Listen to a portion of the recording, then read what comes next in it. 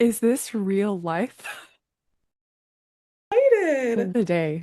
I was running around my apartment like, it's happening. It's happening, everyone. All the SpongeBob's, everything. Oh my gosh. I love it. Amazing. How are you?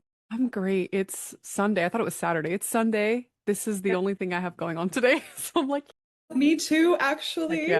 Oh, How are you very doing? nice.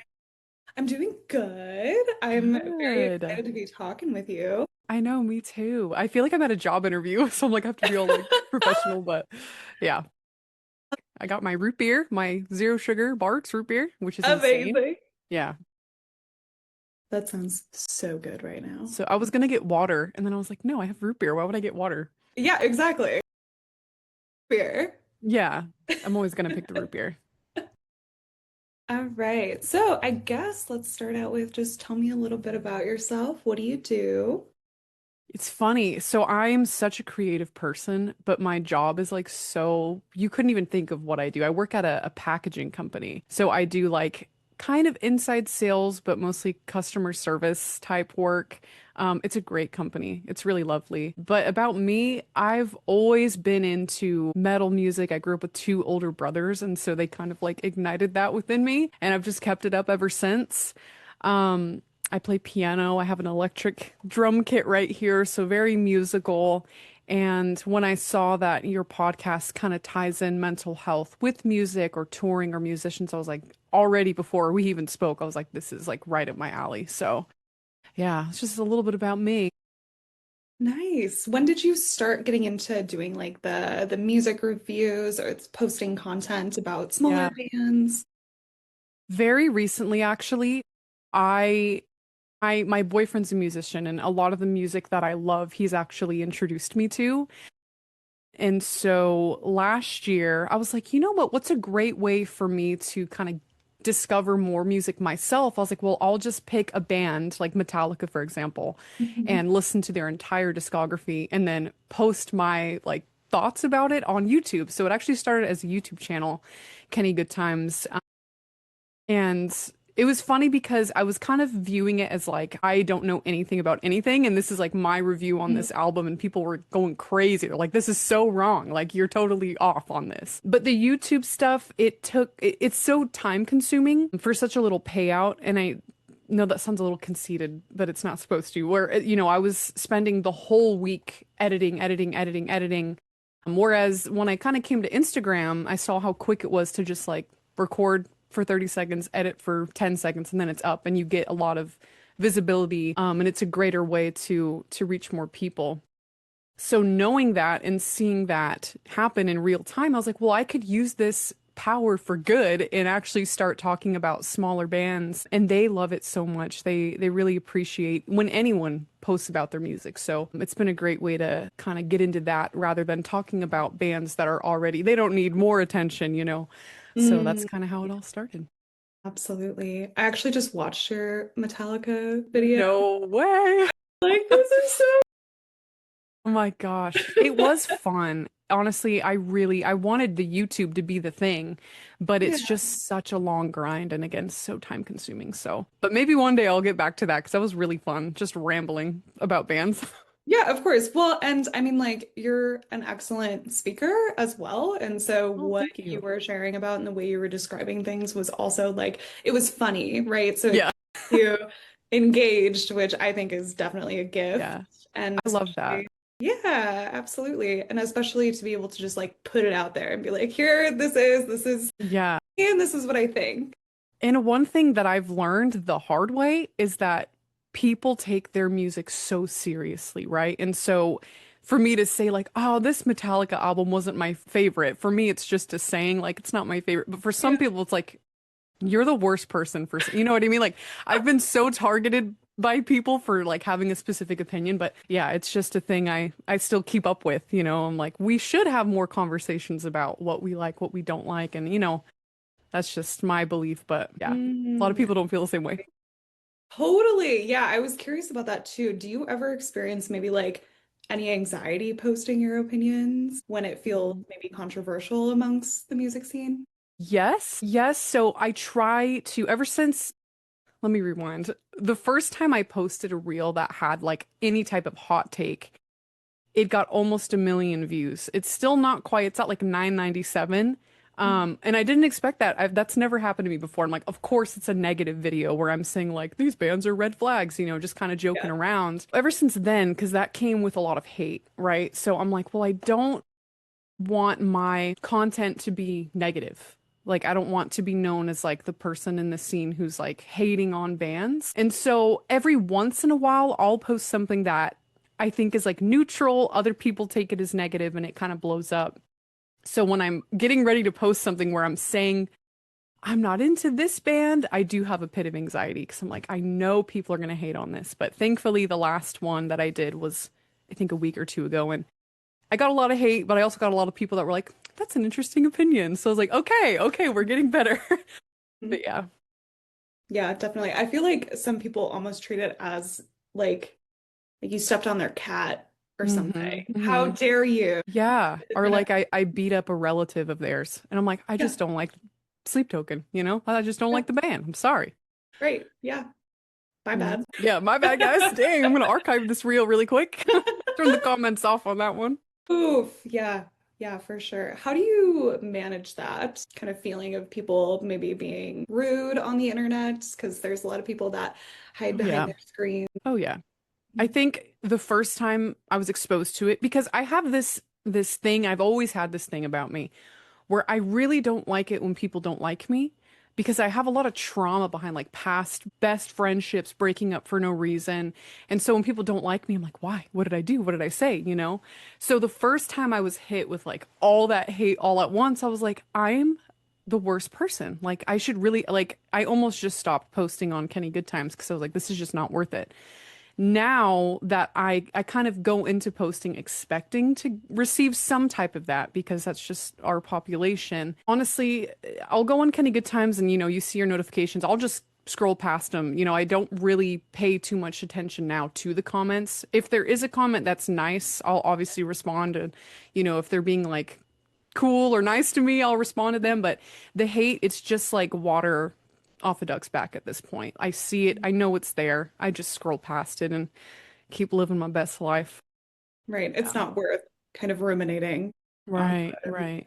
Because people are haters, Mhm. regardless. I mean, in music and everything, there's always going to be people that they can't disagree in a kind way, that you ruined their whole life because you didn't like a certain song or a certain band. So I'm just like, it's whatever. Yeah. Yeah. And it definitely speaks to, I don't know, their character more Yeah. than yours. Right. I was talking to Brian from Alive and Stone like last month, and we were talking about Mm, people just commenting hateful things or like, I don't like this, so I feel yeah. the need to comment. And it's just like that feels miserable to me Yeah. I to, do. yeah. I get a lot of comments from people like the last kind of negative reel I posted was me saying like bands I'm still not into, and these are bands that are really popular, and for some reason I'm just Mhm. still not into them. I haven't had my Creed era yet, or whatever it may be, and I got a lot of comments from people saying like, okay, like why are you Yeah. posting this? And I'm like, I don't know why I'm posting this. I think I just love to one, meet new people and two, just have conversations. And I think even though it can be negative, it's still a conversation starter like, oh, you don't like Cured? Well, you should check out this album or this song. And that's kind of more of the direction I'm going for rather than I don't like this band and you shouldn't either. Like I definitely that's not my mindset. But yeah, I don't remember what the question was, but there was an answer for For you. you there. Oh my gosh.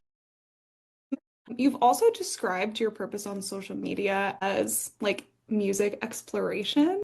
Yeah. And Yeah. what goes into your process of like finding different bands or Right.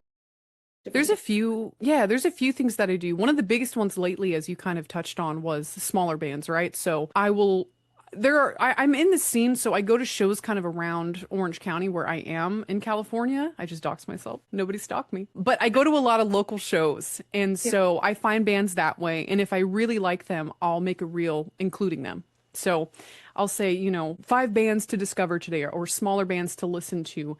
And Mm. they see that post and then they start tagging their bands and their bands start tagging their friends' bands. And so that is one way. It's kind of like a chain of hundreds of bands for me to check out. So in a way, I have like an endless supply, and an endless way to discover But something more simple is I'll go on Spotify and I'll like type in a smaller band and it shows, followers also listen to, and it has that little section of other bands Right. like that. That's another way that I kind of find new bands, but primarily just kind of word of mouth comments, people sending me their music. That's been kind of the main way recently. Oh, I love that. Yeah, straight from the source. Yeah, yeah. And I'm like, okay, I'll Right. check you out because I'm always looking for new stuff. Do you usually kind of stick to, I know you mentioned like, of course, you've always been into like more metal, but do you ever find yourself like branching out or maybe wanting to post about different genres? I think about it as far as posting because I have I have another monitor right here with just my liked songs playing quietly in my ears, but I love like acoustic indie music, like soft music. I love recently like rap and hip hop. I've been getting Yeah. into that. So I'm kind of all over the place. But as far as posting on Kenny Goodtimes, just with the research that I've done, they say, it's best to stick to a niche. And I think my niche would Mm. be metal alternative because I have a fear that if I post about like pop music, like five pop songs that actually go hard, it's either going to be really cool or a lot of the people that follow me for metal are going to be like that's not what I'm looking for. So I've thought about it maybe in the future and just kind of see how it goes. But yeah, I definitely listen to a lot of stuff, a lot of different stuff. Yeah, yeah, definitely. I feel like it's important with metal. It's like I can't listen to metal all the time, Yeah, right? I There's different know. things. And like, yeah, I called the podcast Mind Over Metal, but like really Yeah. the influence is like I want to know why people put what they've gone through Hmm. into their work and like getting vulnerable in that process Right, of like right, sharing, here's what I went through. I put it into a song. Here you go. If you can relate, right. that's amazing. Because like of Yeah. course it ties people together, especially in the metal scene, but like we also see it amongst any other genre. Right. And it's funny you say that because I recently, within the last month, started finally releasing my own music. I don't have a band or anything. It's just me and an acoustic guitar. It's called Chicken Wire. But the first two songs are like, it's like a diary that someone found and they were just reading about my personal life. Like that's how vulnerable it is. And that was terrifying to release. And I don't expect it to ever like reach millions of people. But even just having two people listen is like, oh my gosh, they know too much about me. But I love that. I love like Counterpart singing about his cat. Like, you know, it's just crazy the effect and like what music can do and bring out of people. Yeah, absolutely. And creating kind of almost that. Hold on, I am frozen.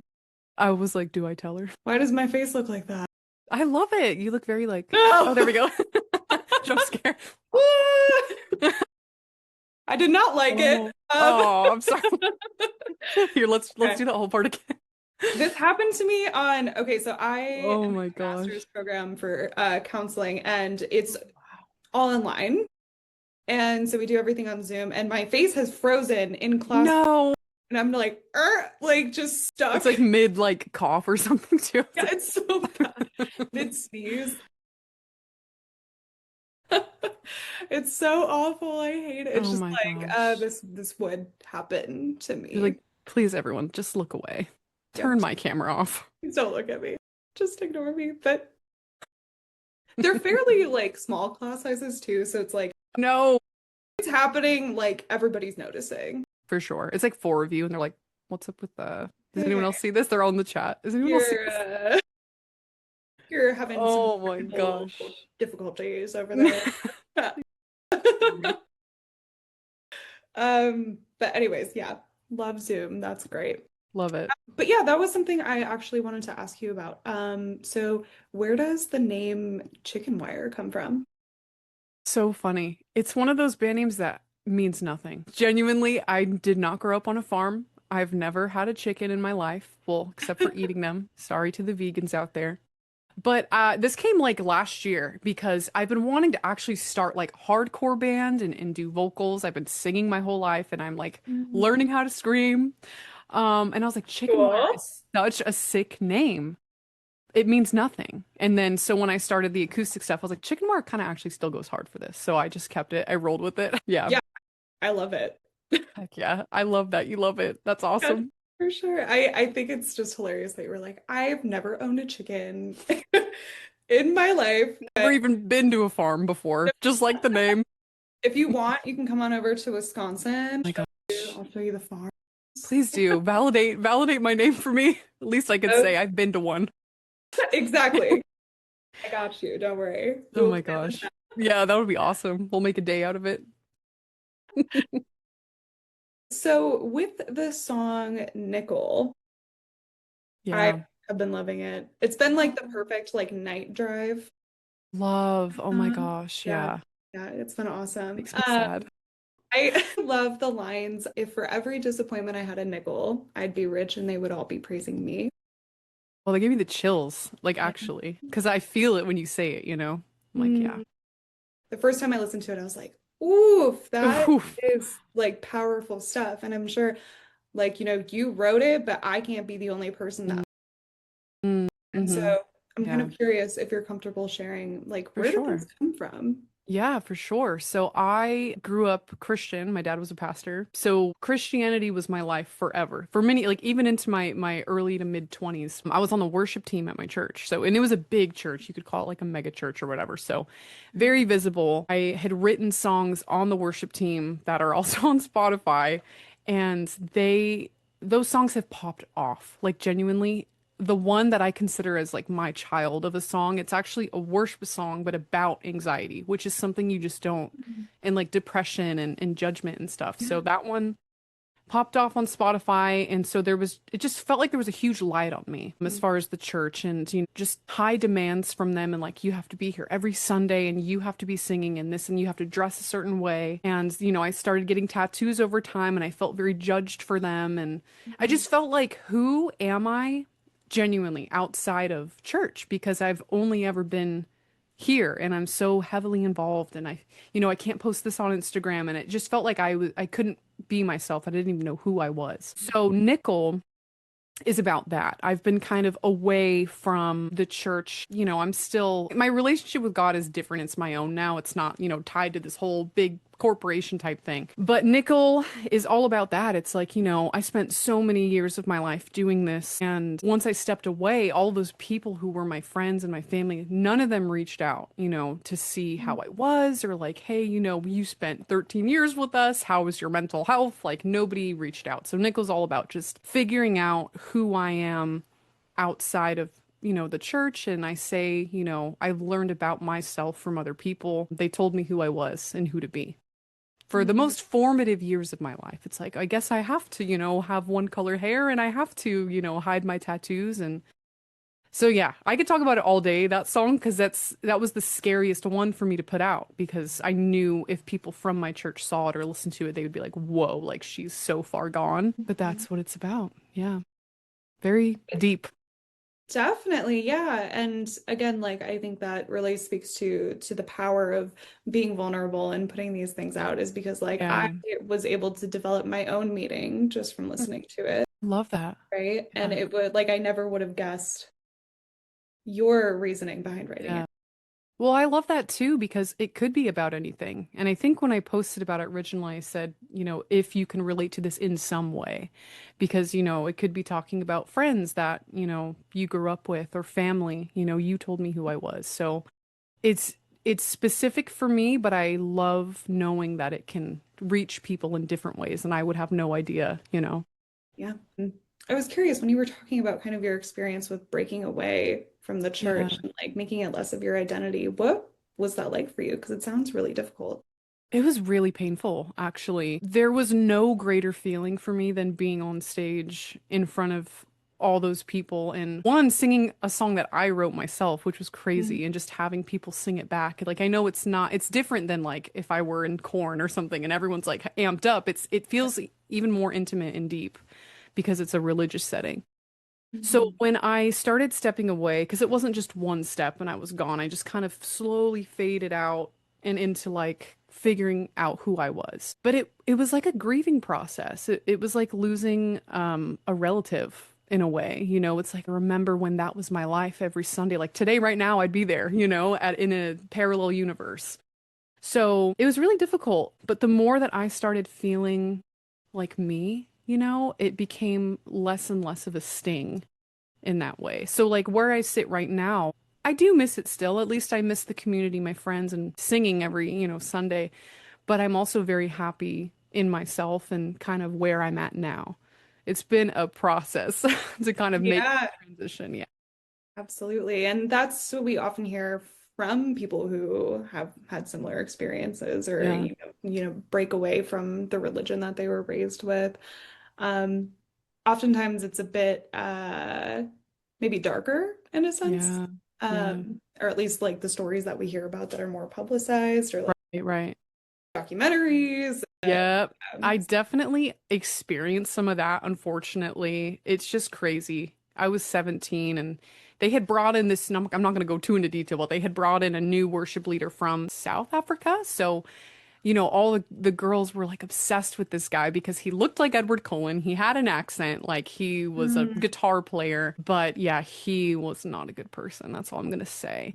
And I didn't come forward about that situation until maybe 5 years later because I was so, and it's true, it's so real that fear you have about coming forward about that stuff. And you can't even explain why. You're like, I'm gonna get in trouble or they're gonna judge me because I'm a woman or something. But it's so sad. I'm grateful that wasn't my like whole story there. It was just kind of a one-time thing.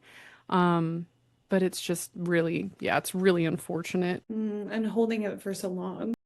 Right. Yeah.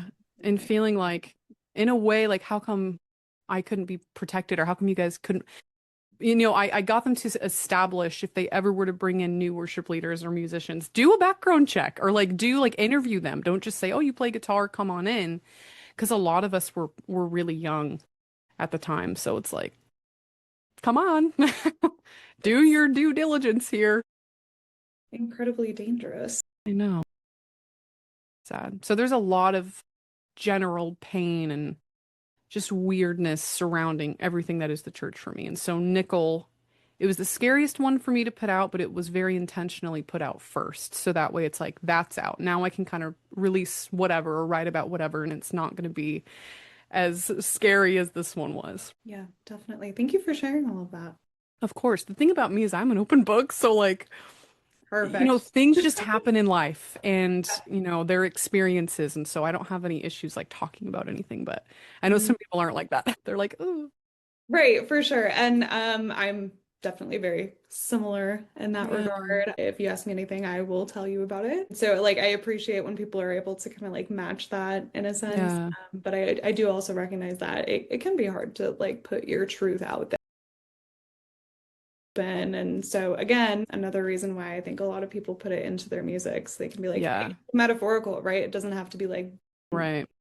obvious what somebody is putting out there. Yeah. It's there's like something to be said about the release of Hmm. it. Yeah. Um, I'm a big fan of like if you're going through something, like at the very least you just need to get it out. Right. For Right? sure. Oh my gosh. Yeah. Don't let it bottle up and hmm stew like that. Yeah. Absolutely, because they just grow that way. But once you get Yeah. it out, whether you're writing it, putting it in a song, speaking about it, going to therapy, then like you're letting it go. And so it can't really Yeah. infiltrate your mind as much. Yeah. Which is unfortunate too, because we kind of know, or most of us know that's the answer, right? Is just get it out in some healthy way. But it's so much easier said than done. I think a lot of people are prideful and stubborn and they're like, no, like I can, do this on my own or work it out myself. And it just, until it's too late. So for anyone watching, go to therapy or write a song or journal. That, like you said, even that, just physically getting it out is so helpful. Yeah, it kind of stops the loop in a sense, right? Yeah, Like I said, it's going to keep growing. It's going to keep cycling through. for sure. And you can't really make sense of that when you're going through Hmm. something Yeah. unless you get it out. Yeah, it's hard to see it like that in the moment when you're going through it, especially like depression. At least for me, like all I kind of see is the negative, and it's like Mm. I almost don't want to get to the positive because I'm so, in a way, so comfortable and familiar in this little Yeah, darkness. So that's another thing that can make it difficult as well. definitely. Like being happy can feel like a weird thing, Yeah. you know? It's And funny so, we're talking about something so deep right now, and then I have 311 playing in my ears, so it's like I'm at the beach or something. Oh my gosh. You gotta have balance though, you know? Yes, you gotta. Oh my gosh, it's just me though. Like I always have to have music playing if I'm doing something. I don't know. It's just weird. Makes sense. It's kind of like almost like the soundtrack. You're Yeah, like kind of going with for sure. Our soundtrack is 311 today. I just have it on. It's just going through. incredible. Another piece I wanted to ask you about was like your songwriting process. To write songs for the church, now you're putting out your own stuff. Is there any like specific pattern that you typically follow? It's a great question. So song, if it, hmm. The song I wrote for the church, or those songs that I wrote, were different because I wasn't actually playing an instrument. It was all melodies and voice memos. But one thing that I love to do in every genre, every song is, as cliche as it sounds, like write a story or tell a story. It's not just like lines and chorus, lines that don't correlate and then chorus. It's like I kind of want to walk you through something every time. So with Chicken Wire, I actually only know four chords on the guitar. And it's kind of like my thing. Like I've tried learning other chords. My brain will not let me. But thankfully they all work together. So I will just kind of think about, like for instance, Chicken Wire, this EP, I'm gonna call it Grief. And so I'm thinking, what are some things I'm grieving? First thing was my dog. I started writing it when my dog passed away in January. And I was like, there's a lot in here that I just haven't even touched into or realized. And so, really, just kind of messing around with those chords, and then the lyrics will just flow. And sometimes I'll even just press record and start singing and singing and singing, and then end it and be like, that was sick. And then I'll memorize that recording and, Yeah. turn it into an actual song. But it's usually not too structured. I'll kind of just turn on the record and start like rambling. And if it sticks, it sticks. If it doesn't, I'll like kind of retry it. But yeah. It's very Yeah, interesting. absolutely. And I love hearing about the process for people because some people are a lot more structured with it. Yeah, yeah, Like, I got to get this done in this time frame. And so let's yeah. knock it out. And others are just like, oh, I'll do a little bit here, That's me. I'm just like there. free balling it. Yeah. Yeah. So I'll think of like a word or something. So like for my dog, her name was Roxy. And I Hmm. was thinking of her and like my last day with her. Like all of it's so traumatic to me still. It's only been 2 months, but I Oh, just was thinking about her specifically, turned on the record and just started singing things that, reminded me of the day or of her and just kind of speaking about how that day was. And it ended up being, it's one of my favorite songs. It's not out yet, but that's just kind of an example of, I'll think of a specific like church, for example. I'm like, what did the church do to me? And then I'll just start like, and then Nickel came out. So yeah, it's mm. weird. I'm so sorry to hear about your. Well, it's okay. She was such an angel. She was a 12-year-old German Shepherd. So the vets were Oh, like, once their back legs and their hips start going out, it's like, it's time. But yeah, I think, and I tell everyone this, I think everyone has a soul dog in their life. mhm. For me, Roxy was there throughout high school. So, again, those formative years, I had like my little sidekick with me. So I feel like she was my soul dog, and that just made it so much harder. I'm like, what is life after Roxy? Like, I don't even know. I can't even, envision it. It's weird. Super weird. Yeah. Absolutely. And still adjusting to that. Like you said, Oh, this yeah. this just happened.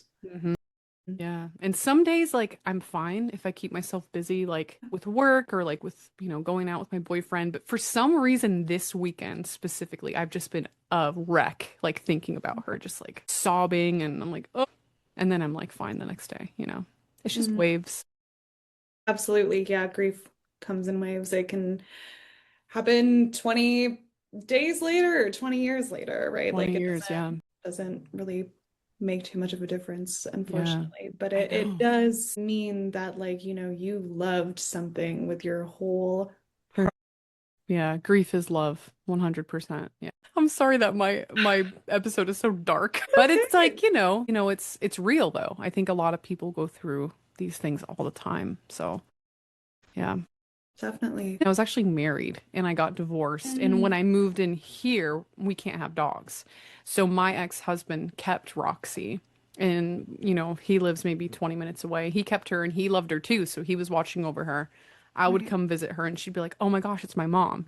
But toward the end there, like he got remarried and he moved out in December, but he didn't tell me that he left her there at the house because there was a family that lived there. He just left my dog there with them. And she got Oh, away. She ran away, and I didn't find out till 3 days later.